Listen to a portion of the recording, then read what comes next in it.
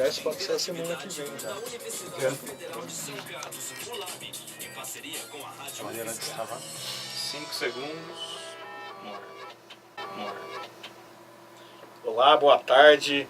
Eu sou Tárcio Fabrício, começando agora mais um programa Paideia, seu encontro semanal com a cultura científica. Como sempre, aqui nos nossos estúdios temos a presença do professor Adilson e do Gustavo. Aqui no estúdio também nossa garota rede social, a Lívia Zeviani, como sempre. E na técnica hoje, Gustavo Koshikumo. E também recebendo aqui as visitas importantes, Luiz Diniz, nosso colega do Lab. E também estamos recebendo aqui o People do portal Cronópios, que está aqui filmando a gente, que vai fazer uma matéria bacana para o portal. E daqui a pouco a gente aproveita também e bate um papo aí com o People.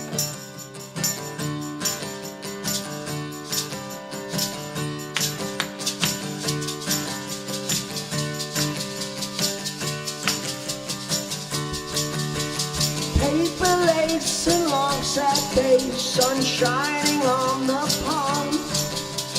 I can still remember all the shades of blonde long gone. She never said what's in her head, but the writing in her eyes, plain and clear enough, says Esse sino, ele já fazia parte da fazenda, essa fazenda aqui, que era a Universidade Federal era uma fazenda anteriormente, e esse sino estava aí. Esse sino é o começo, toda a comemoração da universidade, o pessoal toca o sino como simbolicamente a abertura da universidade. O Lab é feito de um grande número de procedimentos artísticos, televisivos, radiofônicos, verbais, e sob a forma de blogs ou a Clique Ciência, por exemplo, que é uma revista online.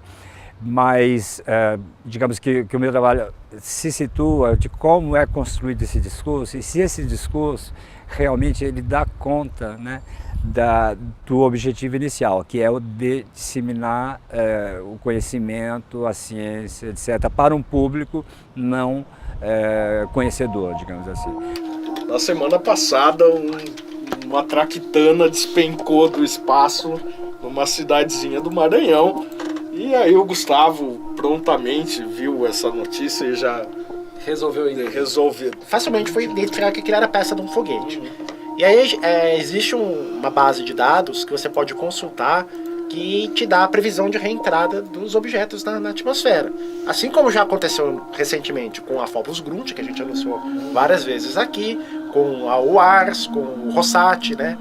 Então a gente consegue saber mais ou menos quando que vai retornar esses foguetes para o solo. E aí, né, prontamente eu identifiquei que pro horário e pra data que falaram que aconteceu aquele incidente, estava prevista a reentrada de um foguete francês, o foguete Ariane 44. Que é lançado ali de perto. Isso, que é lançado ali na Guiana Francesa, né? E ele levava um satélite da Indonésia e acho que outro da Tailândia, né? Que são países também na linha do Equador, ou seja, a órbita do foguete era praticamente sobre a linha do Equador terrestre. Aí hoje apareceu mais uma peça desse quebra-cabeça, um funcionário público que estava no Pará de férias. Conseguiu filmar, né? Filmou a reentrada, só que estão anunciando como se fosse um objeto voador não identificado. Sim. Eu tenho quase certeza que né, esse lixo espacial reentrando na órbita, né? A maior parte do foguete queima, e provavelmente ele viu isso, é muito parecido com outras reentradas que a gente já teve, né? Mas essas esferas de metal que foram encontradas lá é feita de titânio e é muito resistente, né? Porque vai levar combustível, vai levar hélio, e isso não pode, tem que ser resistente mesmo, a forma esférica. O Luiz queria perguntar uma coisa. É o que eu acho legal.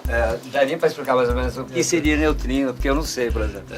O neutrino é uma partícula que sempre chamou a atenção. Primeiro porque até hoje não se tem certeza absoluta se ele possui massa. Tá? E o neutrino, ele não interage com a matéria praticamente justamente porque ele não tem carga. Então ele praticamente não tem massa, não tem carga elétrica, é quase como se fosse uma partícula fantasma. Então nesse momento, Luiz, existem milhões de neutrinos atravessando o seu corpo, que eles vêm do Sol, né? O Sol já deve ser posto agora, né, Gustavo, nesse horário. Ou não, ou seja, mas com certeza esses neutrinos estão atravessando a parede. Se você tivesse posto, ele ia atravessar a Terra Exatamente, e você. Atravessa a Terra e você. Então por isso que a própria detecção de neutrinos é um negócio bastante difícil, né? Porque ele tem uma probabilidade pequena dele interagir com o núcleo, né? Porque ele também medeia o que a gente chama da força nuclear fraca, né? Nos processos de caimento radioativo ele aparece lá. Então ele é uma partícula, né, bastante curiosa, né? E vira e mexe, né, o neutrino tem essas dúvidas, né? Os próprios experimentos para detectá-lo, né, já chamam a atenção. Eu considero o conhecimento como um conjunto, né, conjuntão que forma o tecido cultural. A ciência tem uma particularidade, como a arte tem uma outra. Agora, eu acho que elas são inseparáveis, têm especificidades, mas são inseparáveis no conjunto. Agora, a própria ciência, ela produz ou serve de motivação para a arte. Se a gente tomar como exemplo, por exemplo, o cinema, as grandes obras de ficção, Kubrick, 2001, por exemplo, que foi baseado no livro do Arthur Clarke, e coautor, né? Por exemplo, a gente vê uma coisa incrível, quer dizer, os conceitos científicos de inteligência artificial, enfim, o conjunto de conceitos científicos utilizados para a construção do livro, tanto do livro quanto do filme, são fundamentais. Então, como separar, digamos assim, os conceitos científicos da linguagem cinematográfica, ou seja, da linguagem artística? Impossível, são coisas unidas. Existe um desafio de você pegar a ciência e transformá-la em divulgação. Isso é um desafio bastante complicado. Porque primeiro existe o receio, né, de você apresentar, esse é o receio do cientista, né, de apresentar um conceito científico que não seja absolutamente correto. Mas para a gente explicar um conceito científico para outras pessoas, muitas vezes você necessita fazer simplificações e analogias. Então existe um caminho muito tênue entre a analogia e o conceito correto, né, até onde você pode trabalhar, até onde você pode ir. Isso, então, requer um certo esforço de você conseguir transmitir esse conhecimento correto de uma forma compreensível, mas ao mesmo tempo que você não desvirtue, né? Porque esse é o grande risco de se trabalhar com analogias na divulgação científica. Então esse eu acho que eu considero que o maior desafio que o Lab tem é tentar fazer uma divulgação científica onde a gente preze pela qualidade do conhecimento, que o conhecimento ele esteja correto. Claro que a gente se esforça para não errar, mas ninguém é perfeito, algumas coisas escapam, né? De vez em quando a gente recebe uma crítica falando, não é bem assim, etc. E de fato não é, mas sempre existe uma linha tênue, né, entre o que trabalhar e o que fazer. O fato do Lab, né, então, trabalhar com essas diferentes formas, né, digamos, tem sua vantagem e a sua desvantagem, né? A vantagem é que, de fato, a gente abre vários canais de comunicação, a gente pode trabalhar em diversos aspectos, diversas direções, pode-se aprender várias coisas, né? Essa interação com vários áreas do conhecimento. Lá no Lab, por exemplo, a gente tem alunos de graduação de várias formações, tem físicos, tem pessoal da área de linguística, da área de biologia, da área de imagem e som. Então, essa mistura toda, esse caldo, é bastante interessante para a gente construir, pessoas da área de jornalismo, é claro, né? Nos ajuda a construir um caldo mais substancioso. Entretanto, né, quando a gente também abre muitas frentes, a gente também acaba penando, né? Principalmente porque o grande desafio, o grande problema hoje é a falta de recursos humanos para trabalhar, né? Então, nós dependemos de bolsas, né? Dependemos de projetos para manter as atividades funcionando. Então, nem sempre a gente consegue atingir todos os objetivos que a gente sonha e imagina, né? Mas eu acho que esses quase 6 anos que a gente vai completar agora em 2012 nos leva então a um resultado bastante proveitoso. Olá, eu sou Tárcio Fabrício, sou jornalista e pesquisador aqui do Lab. Esse é o nosso espaço, o famoso laboratório aberto de interatividade para a disseminação do conhecimento científico e tecnológico aqui da Universidade Federal de São Carlos. E eu vou contar um pouquinho para vocês a história da nossa radionovela Verdades Inventadas. Essa radionovela ela é um dos nossos produtos de divulgação científica e ela surgiu de um prêmio e foi realizada graças a esse prêmio, que é o Prêmio Roquete Pinto da ARPUB, Associação das Rádios Públicas do Brasil. E qual que foi a intenção dessa radionovela? Era basicamente falar de ciência de uma forma, a popularizar a ciência, falar de uma forma simples, simples sem vulgarizar, obviamente, mas e de uma forma divertida também. E a ideia também de fazer um material que subsidiasse o ensino de ciências e estimulasse um pouco a curiosidade aí dos ouvintes. E aí por que a radionovela? Porque é muito bacana a gente falar de ciência, falar de processos que são mais complicados, assim, mais complexos, sem ter o aporte da imagem. Porque isso acaba favorecendo que a pessoa seja obrigada a ter uma reflexão um pouco mais aprofundada sobre aqueles conceitos que estão sendo discutidos.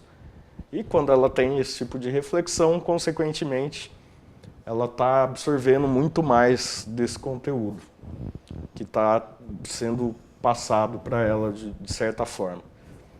E a ideia da radionovela, ela tem uma personagem famosa chamada Laura, que é a protagonista do produto.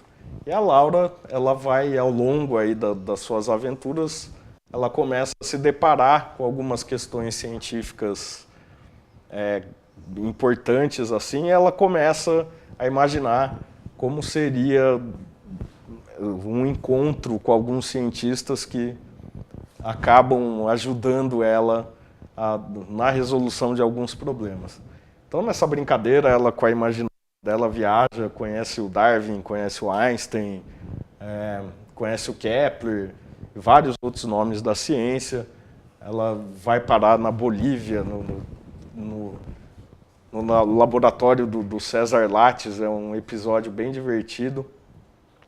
E junto a isso, além dos episódios da radionovela, que ao todo eles têm a novela ao todo tem 6 horas de duração, e ao longo dessa novela ela também manteve um blog na internet, então o blog da própria personagem, que é o Viagens da Laura, que é onde ela conta um pouco mais, ela vai além daquilo que foi dito nos episódios.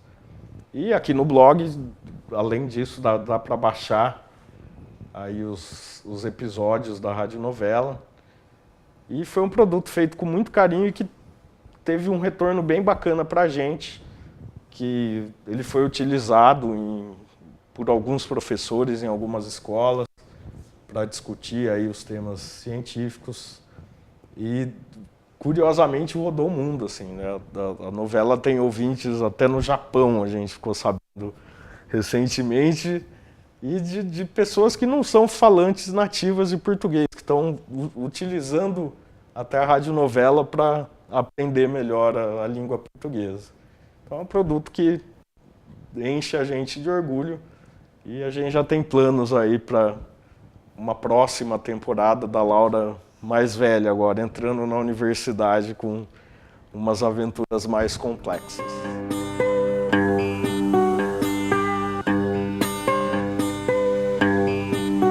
Eu sou Gustavo Rojas, eu sou astrofísico aqui da Universidade Federal de São Carlos e esse local onde a gente está é o futuro observatório astronômico da universidade.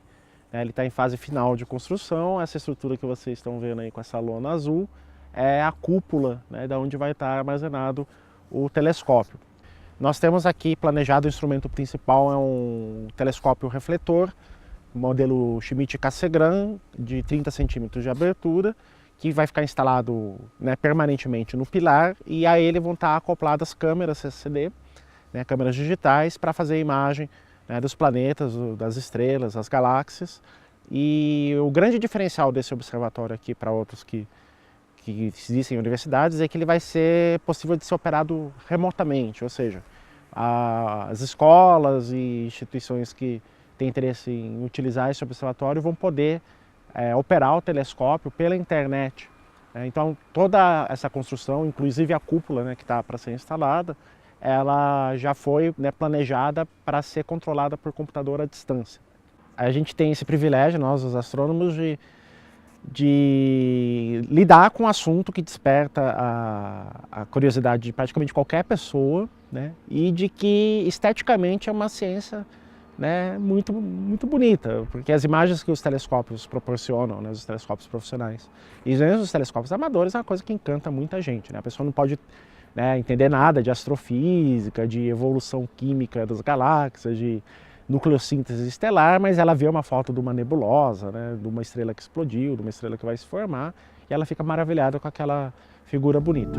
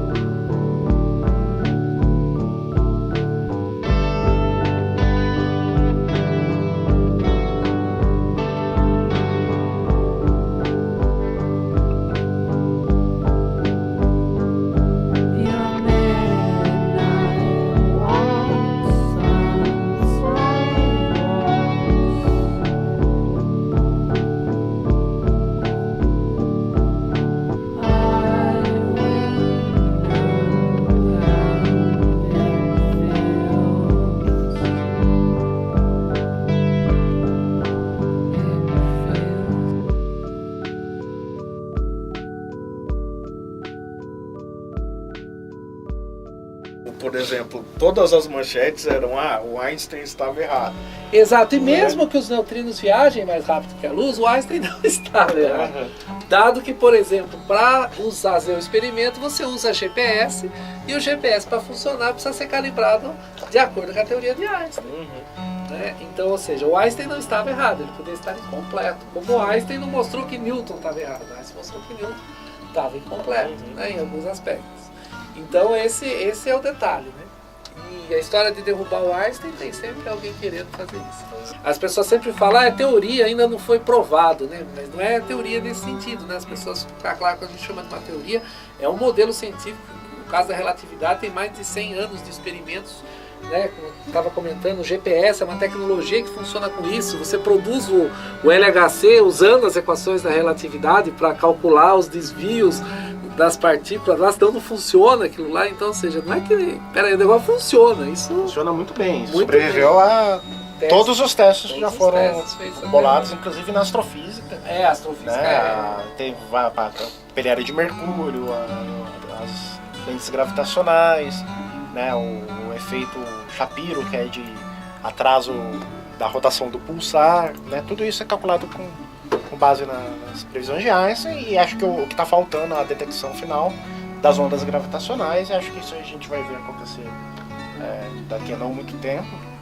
É uma teoria muito bem estabelecida. Exatamente, é difícil romper essa coisa. É mais fácil o cabo estar solto. É mais fácil, é muito mais fácil o cabo estar solto. E nessa situação, que primeiro se divulga para a imprensa, geralmente não dá certo. Até comentei isso no meu blog, lá um pouco sobre isso. É que nem a história de alguns 15 anos atrás, 20 anos atrás, a história da fusão a frio. Que também eram cientistas super sérios, especialistas na área, fizeram um experimento e detectaram numa reação eletroquímica dentro de um becker uma produção de nêutrons anormal. Nêutrons são produzidos em reações nucleares. Então de onde viria isso? Então havia-se a possibilidade de fazer-se fusão a frio, talvez daquela maneira. E aí o pessoal se empolgou, o pessoal da universidade lá, da assessoria de imprensa, chamou a televisão, divulgou aquilo, né? E na época eles usavam paládio, né, para fazer o experimento. Então de um dia para o outro, o paládio já é um metal raro, muito caro, né? De um dia para o outro, o valor do paládio explodiu, né? De um dia para o outro. Inflacionou. Não, porque de repente você poderia ter reatores de fusão nuclear de paládio num copo, né? Uma coisa do tamanho de um copo, você produzindo energia. Então era uma revolução, né? O que aconteceu? Os cientistas não calibraram direito o detector de nêutrons, né? Porque eles não eram especialistas de física nuclear, eles eram químicos, né? Eles eram especialistas na eletroquímica, que foi um maior fiasco também. Então, isso que acaba acontecendo, né? A tal história da clonagem humana também, feita pelo cientista coreano, né? Lá, aquilo ali...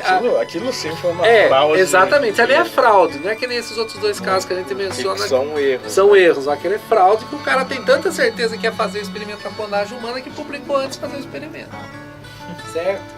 Então, essas são coisas. Eu acho que esse é um perigo dessa questão de hoje da celebridade, né? Que fica parecendo muito, fica muito assim, nós somos movidos por isso, e esses experimentos, essas coisas, como dependem muito de verbas muito altas, acabam então querendo cada vez mais divulgar rápido, né? De vez em quando a gente vê a NASA divulgando, né, que achou uma bactéria extraterrestre. Foi outra história também famosa, né? O meteorito marciano. A história do meteorito marciano, e depois viram que o meteorito podia ter sido contaminado, que elas não eram bactérias que vinham de Marte. Então todas essas coisas são complicadas, né? Então é necessário ter um pouco de paciência, né? E a ciência acaba sendo chata nesse aspecto mesmo, né? Então a posição de ser cético é a posição científica correta, né? Quando fala sempre do diálogo da academia com a comunidade, com a universidade na qual ela está inserida, aqui realmente a coisa acontece. Por exemplo, a biblioteca comunitária, o campus é aberto, há um sistema de saúde público, odontológico ligado à comunidade e à universidade, os eventos são abertos, então existe realmente alguma coisa que a gente pode apontar como um bom exemplo de integração entre academia e comunidade. Então agora no começo da noite, Vênus e Júpiter a oeste e Marte do outro lado do céu, né, na Sana Leste, fica visível durante toda a noite e é a melhor semana do ano para observar Marte. E depois às 9h30 da noite aparece o planeta Saturno. E lembrando também que na noite de hoje vai dar para ver o satélite Hubble passando às 8h20 da noite, saindo ali pertinho de Júpiter e Vênus em direção à constelação de Órion. E pro Wilder, que escreveu pra gente lá de Minas Gerais, também pode olhar pro céu e ver o Hubble às 8h20 da noite, que lá de Conceição dos Ouros também vai ser possível ver o satélite no mesmo horário. É isso aí. Mais um programa que chega ao fim. Uma boa noite para vocês e até a próxima terça-feira com mais um Paideia.